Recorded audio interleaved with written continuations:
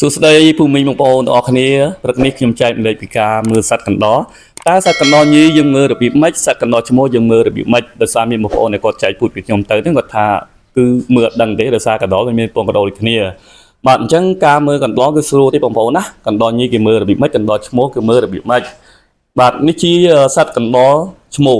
បាទសត្វកណ្ដុរឈ្មោះគឺមានពងកណ្ដុរហើយនៅលើពងកណ្ដុរវាគឺវាអត់មានរន្ធទេបងប្អូនណាវាមានតែរន្ធគូតជាប់គុំកន្ទុយមួយហ្នឹងគេហៅថាសត្វកណ្ដុរឈ្មោះបាទអញ្ចឹងវាមានពងកណ្ដុរប៉ុន្តែវាអត់មានរន្ធនៅពីលើពងកណ្ដុរទេសត្វកណ្ដុរឈ្មោះ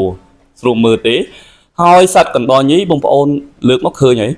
នៅពីលើពងកណ្ដុររបស់វាហ្នឹងគឺវាមានរន្ធឆែកនៅលើពងកណ្ដុរហ្នឹងឬរន្ធបន្តពូជរបស់វាបាទបន្តហើយរន្ធនៅខាងក្រោមគុំកន្ទុយហ្នឹងមួយទៀតអញ្ចឹងសត្វកណ្ដុរញីវាមានរន្ធពីរ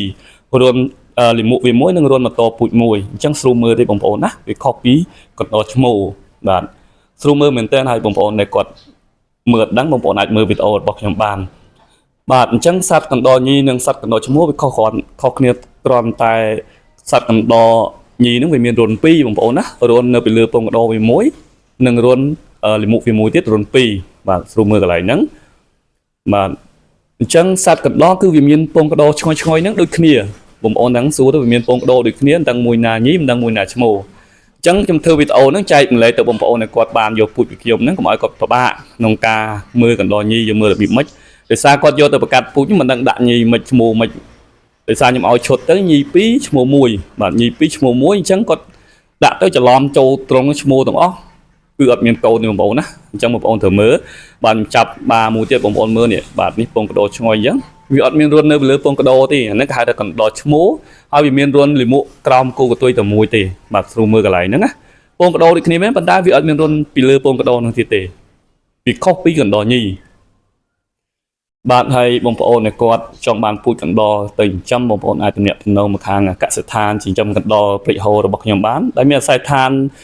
ចុះពី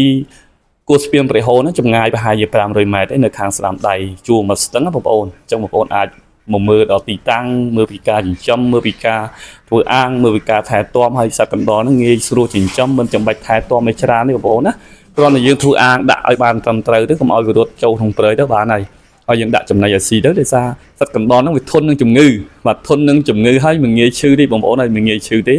ហើយយើងមើលថែធ្វើម៉េចកុំឲ្យវាដាច់ទឹកដាច់ចំណីឲ្យវាទៅបានហើយចិញ្ចឹមបានផលឆាប់រហ័សបងប្អូនណាហើយបងប្អូនដែលគាត់ចង់បានពូជចិញ្ចឹមបាទកុំភ្លេចអ្នកទំនងទៅតាម Facebook Page ឬមួយតាមរយៈលេខទូរស័ព្ទ Telegram របស់ខ្ញុំបានដាក់នៅខាងក្រោមវីដេអូហ្នឹងហើយបងប្អូនដែលគាត់មិនទាន់ចង់ចិញ្ចឹមទេបងប្អូនអាចមើលវីដេអូហើយជួយ like ជួយ share បាទជួយ follow page ដើម្បីបងប្អូនផ្សេងទៀតគាត់បានទទួល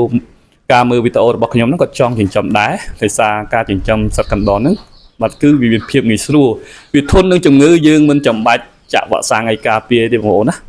យើងចិញ្ចឹមរយៈពេល13ខែយើងទទួលបានផលពីការចិញ្ចឹមបានកូនយកកូនទៅធ្វើពូជឬមួយបងប្អូនបានកូនចង់យកកូនទៅធ្វើជាកណ្ដុរសាច់ដាក់លក់កណ្ដុរសាច់ដោយសារកណ្ដុរយើងនេះមានធំដោយសារមានទំហំធំជាងកណ្ដុរស្រែកណ្ដុរបឹងយើងណា